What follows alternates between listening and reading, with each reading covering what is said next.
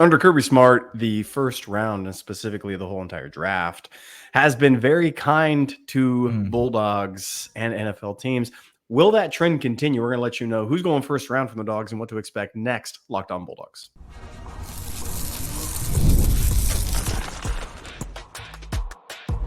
You are Locked On Bulldogs, your daily podcast on the Georgia Bulldogs. Part of the Locked On Podcast Network, your team every day.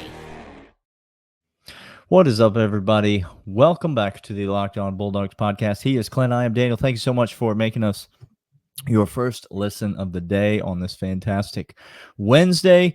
Special thanks to Monopoly Go for bringing us today's episodes. Download Monopoly Go free on the App Store or Google Play Store. We'll talk about more of them in a moment, Clint. But let's jump right into this. NFL draft starts tomorrow. Round one is tomorrow. And so we're going to talk about some first rounders. We're going to talk about those guys that are going to hear their name called on Thursday, or should hear their name called, or maybe won't hear their name called, but might. And so we're going to kind of go back and forth. How many people is Georgia going to have in the first round? How high do we expect these players to go? What would be good fits for them? Blah, blah, blah. And then we're going to come back on Thursday after the draft, after round one, hit you with a little reaction, give some of our thoughts, and project ahead, look ahead to round two. But let's jump right into it. Let's do it. Clint, let's start with the locks. Okay. The ones that you don't have to think too hard of, just go ahead and pencil it in. And I think, now I'm curious to hear what you think. I think that there are only two stone cold first round locks on this in this year's NFL draft. I believe that their names are Brock Bowers and Amarius Mims. And I think that those two gentlemen are going to hear their names called on Thursday night. Now, you could talk me into some other names, and we're going to discuss some other names. But let's start with those two guys. Clint. Brock Bowers has been the source of as much idiocy as I think I've heard in one NFL draft cycle. And Clint, that's saying a lot. Because if you want to talk about idiocy, it's NFL GMs. It's NFL and GMs. There you go. NFL and GMs together, it's doubly idiotic. Yes, that's correct. Yeah. Brock Bowers, the source of much debate. A lot of keyboard warriors are on here talking about Brock Bowers. A lot of draft gurus are on here talking about Brock Bowers. A quick note to all of the NFL draft gurus and NFL GMs. Maybe watch college football. I don't know. It's a good time. It's a heck of a good time. It's not even like we're asking you to go out there and chop off your own leg. Okay? It's a fun thing to do on a Saturday. Maybe check it out sometime, because Brock Bowers is being called unathletic. Clint? Yeah. Brock Bowers is being called an average blocker. Clint? Yeah. What are people watching when they watch this guy play? This is what's just phenomenal. It's like a photo that's leaked of some kid making a bad decision hours before the draft. It's like wearing a gas mask. It's this stupid counterintelligence. Get the word out, because if you actually look at film and if you actually want to put your name on something, you want to talk about character issues. I love those. Those are my favorite character issues that come about. You just block everything out. And the people that like what's happening with the rumors around Brock Bowers, watch Real Housewives TV series. Here we go. That's the type of people that are actually paying attention to this. Okay. Yeah, that's correct. Because the people that have eyeballs on the game know that against upper echelon talent, Brock Bowers didn't shy away. was insanely athletic in the most crucial times for the entire season and in the most crucial times, was able to block against anybody you put him up against. So call him average all you want. Average must therefore mean that he takes on any of the players you want to draft for your defense. He took them all on and won. It's a joke. And this whole smoke and mirrors thing is just pathetic. It is. And it might land Brock Bowers outside the top 10, Clint. I think, give me your percentage chance that Brock Bowers falls outside of the top 10 in this NFL draft. Why? Because there's going to be a run on quarterbacks. Okay. There's definitely going to be a run on quarterbacks. We know that Caleb Williams is going to go. We know that Jaden Daniels is going to go. We know that Drake May is going to go. Right? Okay. Well, now on top of that, Bo Nix, who's somebody's going to trade up to get him going. Good Daniel, Lord tell me they in won't. heaven. Good Lord have mercy. They gonna. Do you remember when Bo Nix played against Georgia's defense? Now imagine an NFL defense. I remember. Yeah, it's not good. Daniel, I remember. It's not no, it's impossible to give an accurate percentage, but I am going to say it's over 50. I would bet on that happening more than it not happening, because somebody's going to trade up. There's going to be a run on quarterbacks. There's going to be a run on edge. Tight end's going to be a win now situation for a team. And that's right. If it's not the Jets at 10, it's the Jets at 10. I think it's where you're going to see him. You ain't going to see him go to the Falcons at 8. No. Falcons fans. No, give it up. No, we got our tight end. We got our tight end there at in Atlanta. You'll love to see that. Lot of talk. There was a lot of talk about Tennessee at 7 earlier, but I don't know that it's going to be that. No. I'm just telling you right now. I've said it before, and I'll continue to say it. Marvin Harrison, Malik Neighbors, Rome Odunze. Yep. These, I believe, all 3 of these wide receivers are going to be elite in the National Football League. I believe all 3 of them are can't-miss wide receiver prospects. Yep. Brock Bowers is a better pick than any of those 3 young men, because there are corners in this. The best corners in the NFL can run with and hang with Malik Neighbors and Marvin Harrison and Rome Odunze. There ain't nobody in the NFL that can run with, jump with, and body with Brock Bowers. He is a matchup nightmare. And if you get an offensive coordinator with one half of one brain, he is going to exploit him. Pair him with a veteran quarterback like Aaron Rodgers in New York.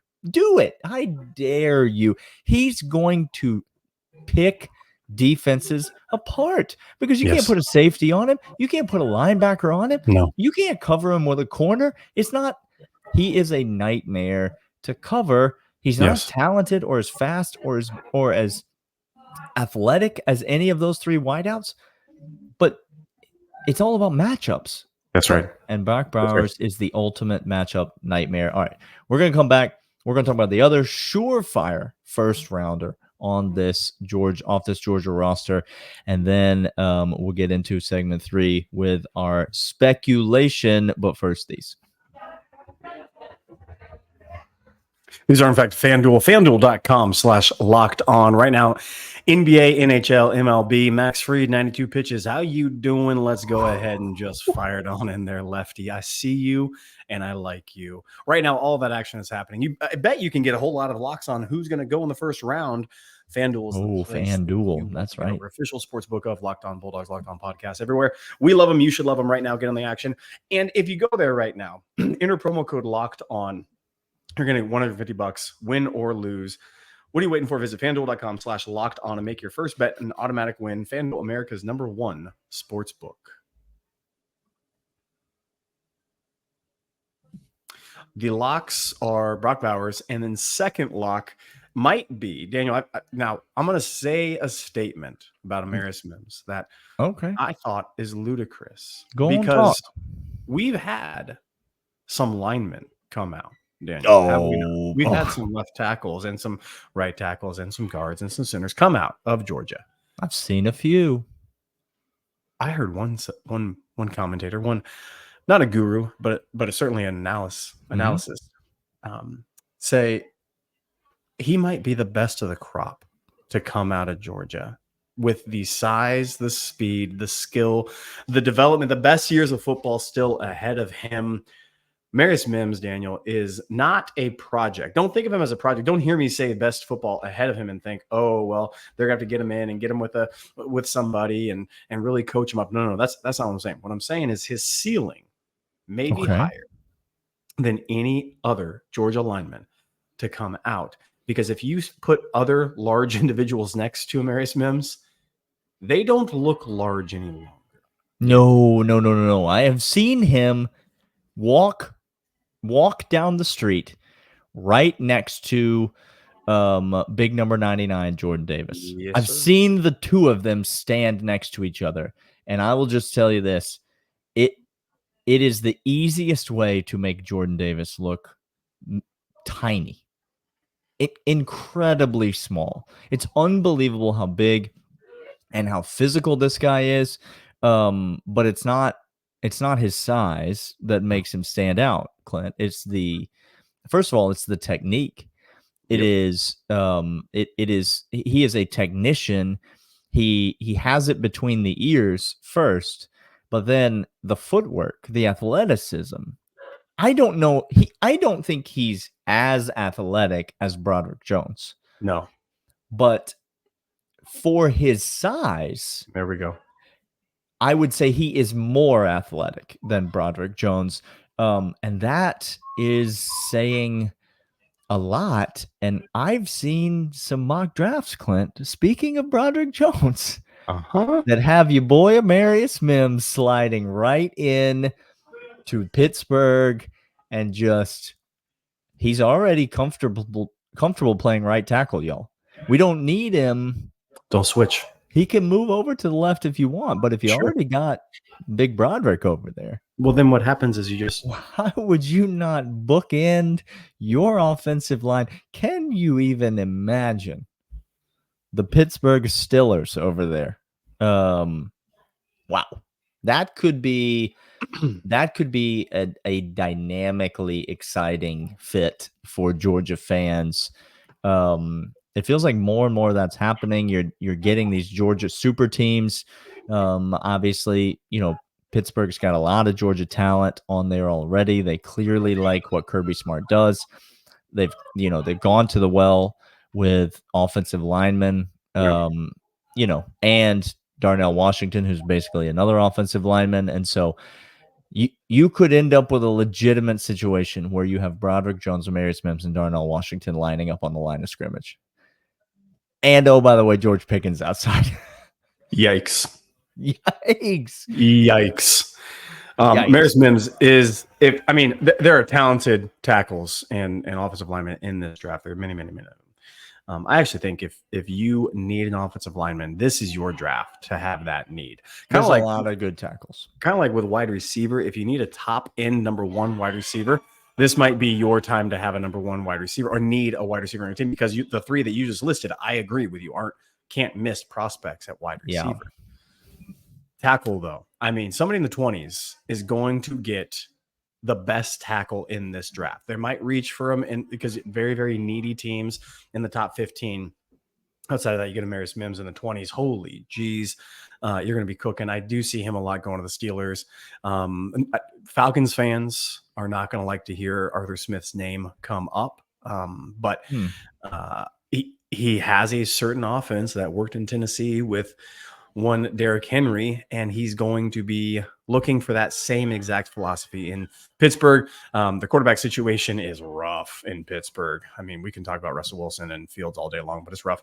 Amarius Mims instantly comes in and fits whatever scheme you need. But if you need a big-bodied, which Arthur Smith likes, coupled with another couple of huge gentlemen, all of a sudden, my gosh, that wash coming down the right side is it's significant filthy. to some. It's filthy.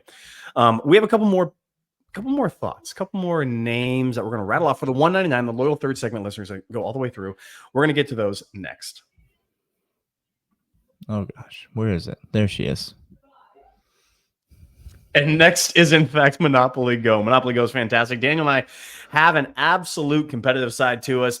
Pickup games at the Y are crucial to win. You cannot skip those. Why are you going to play if you're going to lose? Why are you just going to trot out there jacking up shots, not trying to win the game, Clint? Win the game. We're competitive, and we like that about Monopoly Go. With the competitive side, we have a big fan in Daniel and I in Monopoly Go. Sure, you've heard about it. It's been downloaded 150 million times.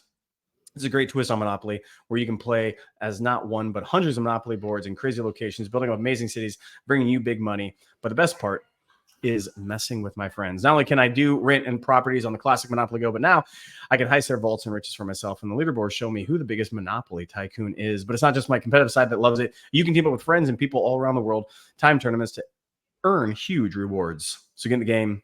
Join your friends. Download Monopoly Go now free on the App Store or Google Play, but that's not it as well. Mm-hmm. We also want to let you know about Game Time. Game Time is fantastic. Daniel and I use them all the time. We're looking at tickets to Tuscaloosa, and we're maybe thinking of other opportunities as well. Last minute, if we have to wait all the way time, if buddies don't come through, if we need score tickets that are good, great seats, cost effective. Game Time's where we're at. Don't go the algorithm. Don't try to cheat and figure out which one it is with timers counting down for 15 minutes. Go over to Game Time. It's the best app we use right now. Last minute ticket flash deals, zone deals, last minute deals, sale 60% off buying last minutes for sports, concerts, comedy, theater, and more. Take the guesswork out of buying tickets with Game Time. Download the Game Time app, create an account, use promo code LOCKEDONCollege for $20 your first purchase. Terms apply. Again, create an account, redeem the code LOCKEDONCollege, $20 off. Download Game Time app today. Last minute tickets, lowest price guaranteed.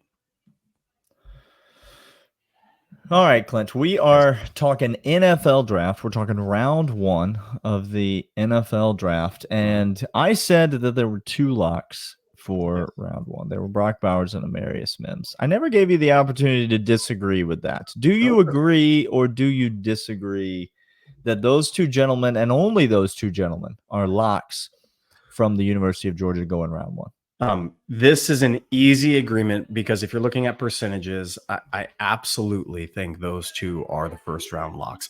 Now, if I were to, out of the first 2 names out of my mouth are going to be possible sneaks into the first round by teams trading up to get them or trading back out of the top 10 or top 15 to accumulate picks elsewhere and take somebody that they can value, pick up, get a starter, and then maybe look at round 2 because they have their eye on a wide receiver that's not one of those top 3 that you mentioned if they miss out on somebody, right? Yeah. So they're trading in or trading back and doing that. I think the 2 names are Javon Bullard, his name 1. And I think actually that there's a fight for the second name. Okay. And I'm going to give you, I'm going to give you the second name. If you're over on YouTube, you just got a little surprise. If you're on the audio, go check out the YouTube sometime. Yeah. How about that? I think by just saying you got a little surprise, I don't think people are going to come check that out. I don't think people, that's a little bit vague. Hey, 199, we're so glad y'all here. Just we love the banter. We're happy to be here. Tykees, I think there's 3 names that could sneak into the first round. So I think you're probably going to be torn between these other 2 names, is what you're about to say. Yes. Tyke Smith is the second name I'm torn between, Daniel. And the third name. And who? Yeah.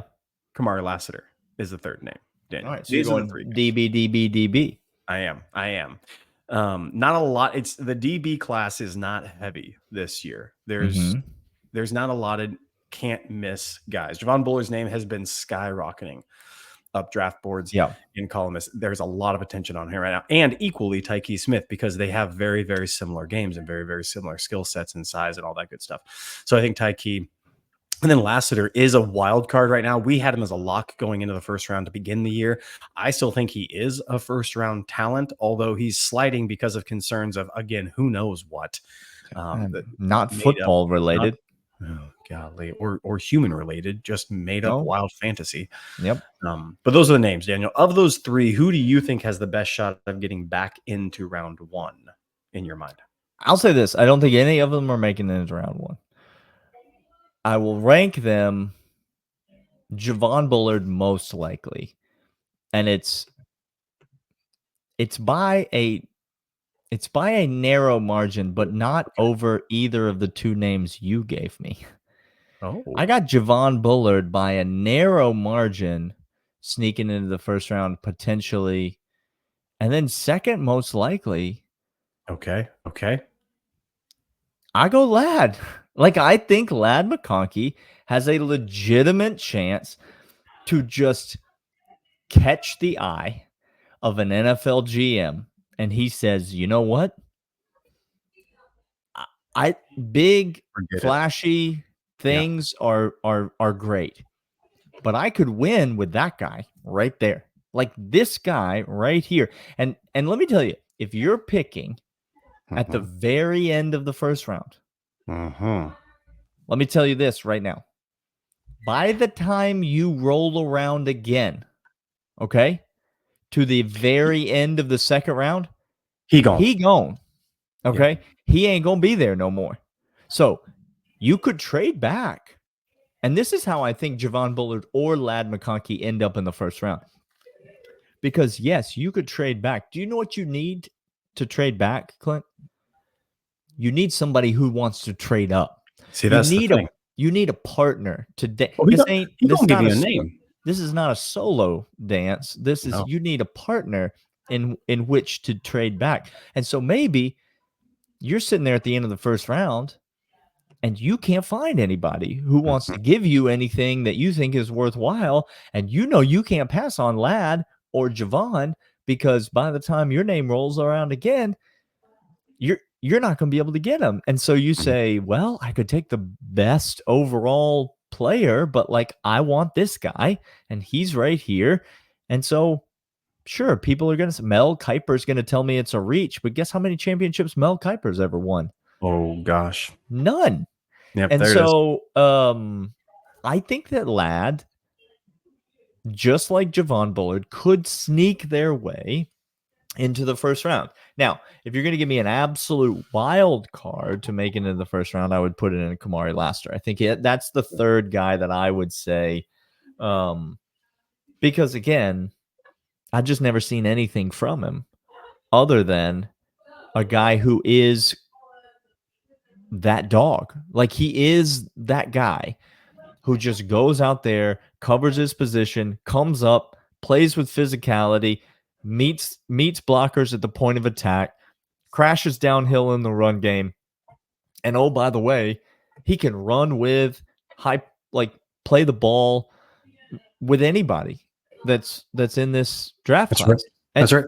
If only we'd seen him go up against top tier Ohio State wide receivers. No. If only there were evidence that he could run with the best wide receivers for the last 2 seasons in all of college football. Oh, wait, that's exactly what he's done. And so I don't think Kamari Laster is going to go. I think he's going to go in the second round. Yeah. I think he might slip to the third round. Yeah. But could a team fall in love with his size and speed and intangibles and tape? Yes, they could. And I think the same Lad, it is going to take a specific team. Lad McConkey is probably 3 or 4 teams out there, that smart teams that are good at footballing, that like winning, will have an eye on him. The Mike Vrabels of the world and other teams won't, because they'll have their eye on a certain prospect that only fits a certain way. It has to be X height and X weight and yada, yada, yada, yada, yada, yada. Puka Nacua called, by the way. And said, are those people coaching anymore, by the way? They're not. They're not doing that. Oh, that's interesting. They've been relieved of duty. Correct. Interesting.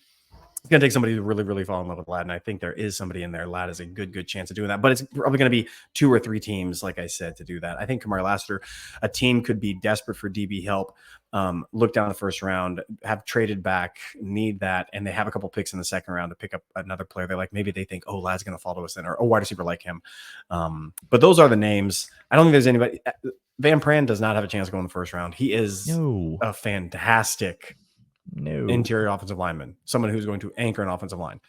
He won't go in the first round. Stop. Yeah, he's great value. He's going to be a great value in this draft. So when somebody picks him up, Yeah, Kamar Lassiter and him are going to be vaulted as great pickups. I mean, we'll get to who I think is going to be the most slept on Georgia Bulldog in this draft, but it's not a secret, guys. It's not either of those guys, and it's going to be. I'm going to have a lot to say about it when the draft is over. We will be back, as I said, on Thursday night after round 1 with some reaction. We'll look ahead to rounds 2 and 3, which will happen on Friday. Lots of coverage here on the Locked On Bulldogs podcast. Happy to have you along. 199, you're the best, and we will see you guys next time. See ya.